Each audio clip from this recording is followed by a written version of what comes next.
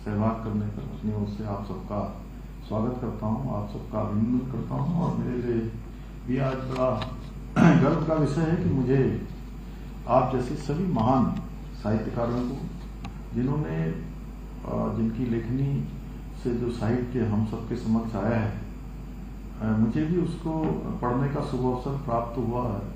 मैंने पढ़ा है, बहुत कुछ जानकारियां प्राप्त की हैं, सीखा है, इतिहास देखा है। तो ऐसे सभी लोगों को आज यहाँ पर हम सब लोगों ने सम्मानित किया। ये सच में बहुत एक शुभ अवसर है मेरे लिए।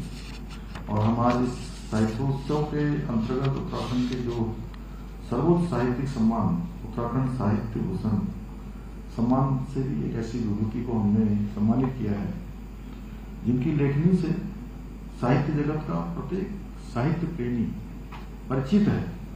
डॉक्टर जितेंद्र ठाकुर, उन्होंने न केवल उत्तराखंड बल्कि समूचे हिंदी साहित्य जगत के लिए वो प्रेरणा के स्रोत हैं, जो उन्होंने रचनाएं की हैं। मैं डॉक्टर जितेंद्र जी को इस महत्वपूर्ण सम्मान प्राप्त करने के लिए बहुत देवभूमि उत्तराखंड वासियों की ओर से, अपनी तरफ से, आप सबकी तरफ से और हृदय तल से उनको बहुत बधाई देता हूँ, बहुत शुभकामनाएं देता हूँ। साथ ही मैं डॉक्टर गोपीनाथ मिश्र जी, श्री श्याम सिंह पुतोला जी, डॉक्टर प्रीतम सिंह जी, श्री केसर सिंह राय जी, श्री अताय साबिर अफजल मंगलोरी जी को भी उत्तराखंड दीर्घकालीन उत्कृष्ट साहित्य सर्जन पुरस्कार से सम्मानित होने पर आप सबको भी मैं बधाई देता हूँ।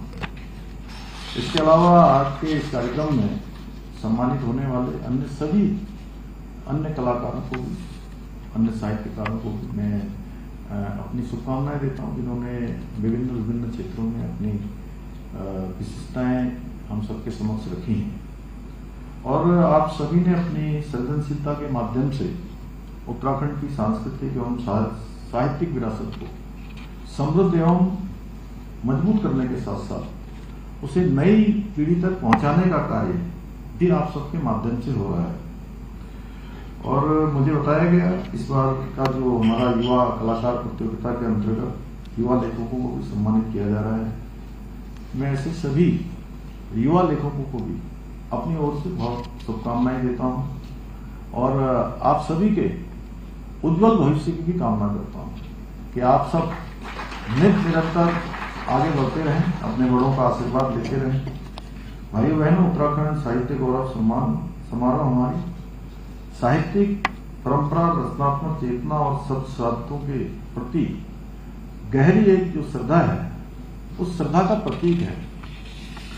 और ये मंच सभी महान विभूतियों को समर्पित है, जिन्होंने अपनी लेखनी से समाज को न केवल एक दिशा देने का काम किया है, बल्कि उत्तराखंड की संस्कृति को भी एक नई पहचान दी है। हमारी देवभूमि की ये पावन धरा सदियों से रचनात्मकता, ज्ञान और संस्कृति का अद्भुत केंद्र रही है, जहां विचारों की ज्योति ने हर युग में समाज को प्रेरित करने का काम किया है, समाज को हमेशा प्रेरणा देने का काम किया है। और इस भूमि पर हमारे महान ऋषियों ने कठोर तपस्या कर अनेक महान ग्रंथों की रचना की। देवभूमि उत्तराखंड में स्थित हिमालय की विशालता, गंगा की पवित्रता और अद्वितीय प्राकृतिक सौंदर्य ने अनगिनत हमारे लेखकों, कवियों और विचारकों को प्रेरणा प्रदान करने का काम किया है। सुमित्रानंदन पंत, गौरा पंत, शिवानी, मोहन उपेती, शैलेश मटियानी जैसे महान साहित्यकारों ने इस भूमि को अपनी लेखनी से गौरवान्वित किया है। आज भी अनेक युवा साहित्यकार इस परंपरा को आगे बढ़ा रहे हैं। भाइयों बहनों, किसी भी समाज का साहित्य उसका वास्तविक दर्पण होता है, जो उसकी संस्कृति, मूल्यों और विचारों को दर्शाता है। साहित्य, संगीत, कला से रहित व्यक्ति या समाज कभी भी इतिहास नहीं बना सकते। और इस संदर्भ में हमारे शास्त्रों में भी कहा गया है, साहित्य, संगीत, कला विहीना साक्षात पशु पक्षी निशानहीना। अर्थात साहित्य, संगीत और कला से रहित जो मनुष्य है, वो बिना पूंछ के और बिना सिंह के पशु के समान है। भारत के स्वतंत्रता आंदोलन को भी अगर हम भारत की आजादी के पहले के कालखंड में जाएंगे तो तब हमें स्मरण होता है कि उस आंदोलन को भी तब गति मिली जब लेखकों, कवियों और रचनाकारों ने देशवासियों को स्वतंत्रता आंदोलन में सक्रिय रूप से भागीदारी करने के लिए अपने काव्यों के माध्यम से, अपनी रचनाओं के माध्यम से उनको प्रेरित करने का काम किया। और हमारे राज्य का, उत्तराखंड राज्य का आंदोलन हो, उसमें भी हमारे अनेक लेखकों ने और सृजनकर्ताओं ने, अनेक साहित्यकारों ने जो अपना योगदान दिया वो हम सबके लिए बहुत अविस्मरणीय है। और मेरा मानना है कि लेखक और रचनाकार केवल शब्दों के निर्माता नहीं होते, बल्कि समाज के चिंतक भी होते हैं, मार्गदर्शक भी होते हैं और प्रेरक भी होते हैं। लोगों को हर दृष्टि से आगे बढ़ाने का काम, उनके अंदर उत्साह लाने का काम, उनके अंदर ऊर्जा भरने का काम हमारे सब इन विद्वज्जनों के द्वारा होता आया है।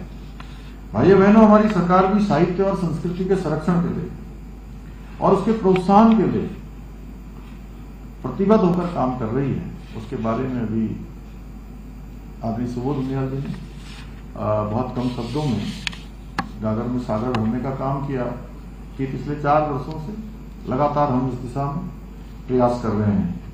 और जहां एक ओर हम उत्तराखंड साहित्य गौरव सम्मान, साहित्य भूषण और लाइफ टाइम अचीवमेंट जैसे पुरस्कारों के माध्यम से प्रदेश के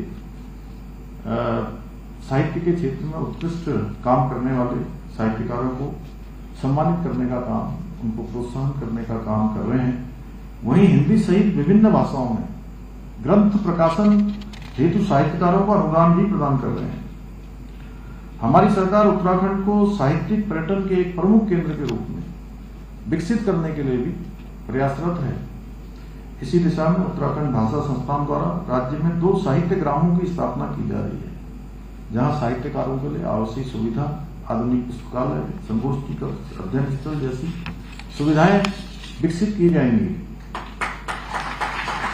और ये पहल न केवल साहित्य साधकों को सृजन के लिए एक अनुकूल वातावरण प्रदान करेगी, बल्कि उत्तराखंड की साहित्यिक विरासत को और अधिक समृद्ध बनाने में भी अपनी महत्वपूर्ण भूमिका निभाएंगी। भाइयों बहनों, भारतवर्ष का संपूर्ण साहित्य हमारी हजारों वर्ष पुरानी सभ्यता, संस्कृति, वैचारिक समृद्धि का जीवंत प्रमाण है, जिसने विश्व को सदैव मार्गदर्शन प्रदान करने का कार्य किया है। लेकिन अगर हम पहले के कालखंड में जाएंगे तो यह भी दुर्भाग्यवश है कि समय समय पर विदेशी आक्रांताओं ने हमारी समृद्ध विरासत को तोड़ने मरोड़ने का प्रयास किया, उसके अस्तित्व को समाप्त करने का प्रयास किया और हमारी पहचान को धुंधला करने का भी लगातार कोशिश की। और यह भी सत्य है कि पूर्व में इस विरासत को सजोने और सहेजने के बजाय कई बार उसको नजरअंदाज किया गया, जिसके कारण से हमारी गौरवशाली परंपरा को वो सम्मान नहीं मिल पाया जिसकी वो सच में हकदार थी। परंतु आज देश के अंदर आदरणीय प्रधानमंत्री श्री नरेंद्र मोदी जी के नेतृत्व में भारत अपनी जड़ों की ओर लौट रहा है, अपनी सांस्कृतिक और साहित्यिक धरोहर को पुनः प्रतिष्ठित करने का प्रयास कर रहा है और विश्व मंच पर एक नई पहचान के साथ उभर रहा है। आदरणीय प्रधानमंत्री जी से प्रेरणा लेकर हमारी सरकार भी उत्तराखंड के बिखरे हुए साहित्य को संकलित, संरक्षित, पुनर्स्थापित करने के लिए ठोस और प्रभावी कदम उठा रही है।